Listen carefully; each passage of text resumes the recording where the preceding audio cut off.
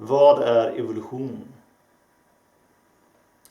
Den växande kunskapen om arters samliv, symbios, har visat oss att den darwinistiska synen på blind tävlan om överlevnad måste ersättas med ett erkännande att för det mesta föredrar organiska arter samarbete framför krig, vilket även är relevant i fråga om människans koppling till världen. Vi måste fråga oss hur slumpmässiga mutationer och blind tävlan i enskilda arter kan evolvera fram vårt intelligenta och välbalanserade ekosystem som omfattar enorma mängder arter. Evolutionsbiologen R.A. Fisher räknade ut att en gynnsam mutation som ges en 1% chans fördel till organismen och som sker med den vanliga frekvensen 1 på 100 000 befruktningar kan förväntas etablera en ny djurart på 0,5 till 1 hel miljon år. 10 000 miljoner år skulle inte vara tillräckligt för att koordinera ekosystemet eller alla färghärmningar. Det finns inget svar på hur slumpmässiga mutationer i själviska gener kan ha utvecklats så snabbt, så intelligent eller varför. När helst människan med all makt och kunskap hon kan bruka har försökt omorganisera arters relationer i något område, liten eller stor, har hon funnit anpassningsproblemet bortom sin förmåga att lösa. Ju närmare vi studerar organiskt liv, ju mer blir vi tvungna att medge att arter är intelligentare än människan. De har en större känsla för riktning och ståndaktighet i sitt syfte. Dessutom har alltid arten som helhet överhanden över den individuella medlemmen i arten. Det är som om varje art är en egen organism och de individuella medlemmarna i arten är dess celler. Varje art verkar ha en inbyggd gräns för variationsmöjlighet och hur mycket den kan anpassa sig till sin omgivning. Det finns ingen art som är så biologiskt elastisk eller formbar att den kan genomgå vilken utveckling som helst, vilket darwinistisk teori kräver. Trots försök att öka evolutionsprocessen i laboratorier med en art flugor, en art som producerar 25 generationer per år, har vetenskapsmän aldrig lyckats förvandla en art till att bli en annan som inte kan föröka sig med föräldragenerationen. Variationer har utvecklats, men inte en ny art som inte kan para sig med den de kom ifrån, om de kan föröka sig alls. Levande organismer är system som är begränsade eftersom de uppfyller en särskild roll i ekosystemet, och förändring innebär oftast större risker än fördelar. Darwinister använder mikroevolution som bevis för arters uppkomst, men ordet mikroevolution skulle vara tydligare om det kallades för anpassningsfunktion, eftersom detta enbart sker inom arter. Det vill säga, det är inte en övergång till en helt ny art som inte längre kan föröka sig genom att para sig med en medlem av den gamla arten. Evolution av olika varieteter är vad som etablerats som bevis på arters uppkomst. Men varieteter förblir alltid inom begränsningen av den specifika arten och är väldigt ostabila. Med ändrade konditioner ändras de efter flera generationer eller återgår till den ursprungliga typen. Art är en väl etablerad typ och en förändring av arter till nya har fortfarande aldrig observerats. Dessutom verkar det fossila arvet visa tydligare tecken på skutt och uppkomsten av helt nya former som är oförklarliga utifrån den vanliga evolutionsteorin. I djurriket ser vi både idag och i vårt fossila arv att det inte finns någon jämn övergång någonstans. Inget annat än opålitliga fossila fynd av vissa arter ges som bevis för makroevolution och övergång. Den gradvisa övergången av alla däggdjur saknas till exempel i vårt fossila arv. Hur en art uppstår har vi ännu inte fakta på, och vi får inte lura oss själva på den punkten. Försök att återställa förhistoriska människor från hittade ben av primater ger ofta inbillade resultat, inte vetenskapliga. Det finns inte ett enda människoben hos hominider någonstans i vårt fossila arv. Och om du påpekar detta faktum till forskare kommer de inte argumentera emot dig. Men folk har blivit så hypnotiserade av detta tänkande att det målas mänskliga kroppar till aphuvuden i böcker och illustrationer. I själva verket har vi väldigt lite skelett från dessa hominider. Vi har mest skallar. Men i de skelett vi har kan vi se att dessa inte alls liknar människor så mycket som forskare vill få oss att tro. Ben är inte det enda som skiljer människan från hominider. Till skillnad från hominider har vi ett finjusterat värmesystem som svettning istället för päls. Vi har ett fett mer likt späcket hos marina däggdjur. Vi har ett specialiserat andningssystem som även gör att vi kan kontrollera vår andning instinktivt. och denna förmåga är intimt förknippad med att kunna tala. Vi är de enda hominider som har den fysiska nödvändigheten för att kunna tala. Vi har honor med bröst även när de inte ammar. Allt detta skulle kräva en enorm mängd kusiner till människan som kan länka oss till de övriga hominiderna för att kunna se en jämn övergång. Men evolutionister ställer knappt frågor kring detta längre eftersom kulturell hypnos har fått det att framstå som att vi redan har svaren. Forskare har en karriär och status att upprätthålla, och att ifrågasätta evolutionsteorin är lika tabu idag som att ifrågasätta ortodoxa kyrkans världsbild för några 100 år sedan. Hjärntvätt och latsinne råder oavsett om samhället är religiöst eller sekulärt. Någon som försöker rubba den stabila världsbilden ses bara som jobbig, även när människor anar att de kan ha rätt. Darwin medgav att hypotesen om slumpmässiga mutationer var svagheten i hans teori, på vilket den står eller faller. Det är slumpmässig variation, inte naturligt urval, som är nyckeln till Darwins teori. Om inte lönsamma mutationer sker, då kan naturligt urval inte göra något. Men om mutationer var vanliga skulle det inte finnas någon art att förstå eller tala om, eftersom allting skulle vara i ständig ombytlighet. Individuella livsformer skulle existera, men inga arter. Darwins evolutionsteori ger inte en förklaring till arters uppkomst och etablering. Den kan enbart ge en teori om ombytlighet och förändring i naturen. Darwin själv kom till slutsatsen i sin bok om arternas uppkomst att det i själva verket inte finns några arter, att vi bör överge begreppet. Vi ska åtminstone befrias från ett förgäves sökande efter den oupptäckta och oupptäckbara grunden till begreppet arter. Men om arter egentligen inte existerar, vad menar då darwinister när de påstår att en art kan utvecklas till en annan? I själva verket är en darwinist inte berättigad att prata om arter, inte heller om raser, om människotyper eller ens om kön. Det här är problemet med att utgå från teorier och idéer istället för erfarenhet och observerbar fakta. Det här är varför vi måste uppdatera evolutionsteorin så den faktiskt förklarar arter och andra temporära men stabila livsmönster.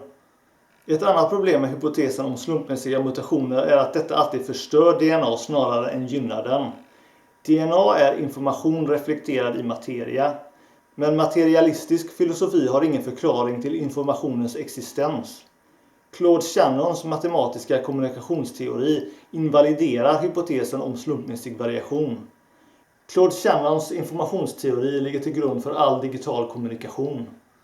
Information är information, varken materia eller energi. Information är en enhet jämförbar med materia och energi. Alla kommunikationssystem är underförstått avsiktsfulla. I kommunikationsteori är brus och störningar alltid din fiende, aldrig din vän. Slumpmässig mutering är brus och störningar. Brus är informationsentropi, vilket är oåterkallelig informationsförstörelse. Därmed kan slumpmässiga mutationer per definition inte vara källan till ny information i evolution. Prova själv och se om brus eller störningar någonsin kan orsaka något fördelaktigt.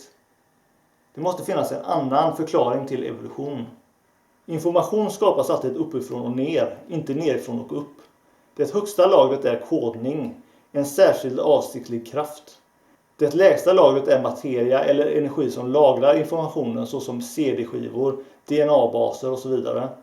Eftersom information skapas uppifrån ner måste existerande information avkodas först innan den kan redigeras eller ändras på något fördelaktigt sätt. Redigering på fel nivå eller tillagt brus förstör alltid informationspaketet. Detta vänder helt upp och ner det darwinistiska antagandet om slumpmässiga mutationer.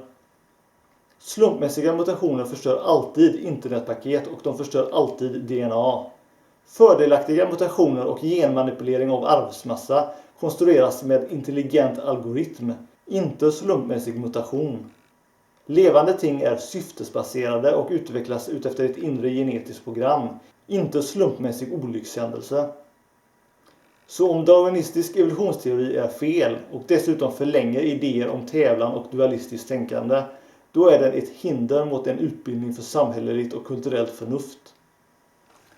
Till exempel tror många att det är dåligt om svaga, korkade eller våldsamma personer förökar sig. Och det uppstår idéer om vilka människor som bör föröka sig och inte. Att kvinnor bara bör välja starka och intelligenta män, eller tvärtom. Med andra ord uppstår elittänkande. Människor förstår inte att allt besitter en kosmisk funktion och att sann styrka och intelligens är mer beroende av rätt kunskap och utbildning än något annat. Vem som helst med världslig erfarenhet kan se att särskilda kvaliteter inte kan ärvas hos människor som hos djur. Det är fullt möjligt för en fysiskt stark människa att få ett fysiskt klent barn, för en kärleksfull människa att få ett kyligt barn och för ett stort geni att få ett barn utan samma mentala eller kreativa intelligens. Och tvärtom. Förutom vissa genetiska kvaliteter är det slumpmässigt vilken funktion barnet får av naturen, vad jag kallar programmering eller karaktärsfenomen eller människotyp. Människotyper är en slags motsvarighet till arter i ett ekosystem som hjälper till att hålla allt i balans. Det faktum att det finns människotyper och även det faktum att det finns arter gör att vi bör ifrågasätta darwinistisk evolutionsteori. Darwinistisk evolutionsteori är otillfredsställande. Om vi glömmer bort Darwins evolutionsteori för ett ögonblick och istället tillämpar vår tidlösa nyckel AÖXÖ finner vi ett alternativt och betydligt mer potent svar på frågan om arters uppkomst. Vårt universums riktiga form och lagar existerar på ett högre hastighet eller varaktighetsplan. Världen vi ser och kan mäta är bara en effekt av den. Livsmönster på dessa högre plan, den dominerande faktorn, animerar och ger liv åt det fysiska planet, det underordnade, i kretslopp. Återanvändningen av en högre energi som ger varelser deras karaktäristiska livsmönster är vad som i teorin jag föreslår ger levande ting deras animerande livskraft samt biosyntetiska DNA-aktivitet. Dessa mönster ansluter varje katt till mönstret av en katt, varje äppelträd till mönstret av ett äppelträd och så vidare. Och varje väsen så fort den formas vid befruktningsögonblicket formas som ett mönster av denna livsenergi. Högre energistrukturer är vad som gör liv möjligt till att börja med och är normen i universum, inte undantaget. Liv kan enkelt ses som manifestationen av maximalt aktiverad kvanta som attraheras av sin motpol i materia, samtidigt som livsfenomenets särskilda manifestation avgörs beroende på var universum vid tillfället befinner sig i sin livscykel. Liv uppkommer och utvecklas med andra ord vid förutbestämda punkter eller faser i universums omlopp. Och det förklarar varför vårt fossila arv visar tecken på skutt istället för någon jämn övergång. Vad vi ser i vårt fossila arv är inte evolution, men förvandlingar. Processen liknar hur blommor knoppar upp på våren för att sedan blomstra på sommaren innan de dör på vintern.